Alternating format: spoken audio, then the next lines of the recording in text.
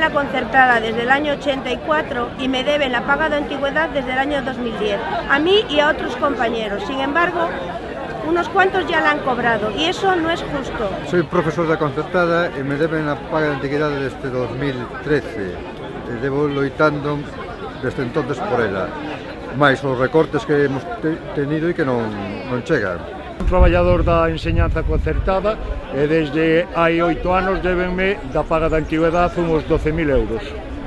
Ben, eu son profesor do ensino concertado, levo 32 anos traballando e xerei o dereito á paga da antigüidade. Desgraciadamente, vivo nunha comunidade, a única do Estado que non abona este concepto aos traballadores da concertada. Sigo pendiente de percibir alrededor dos 12.000 euros que me deben.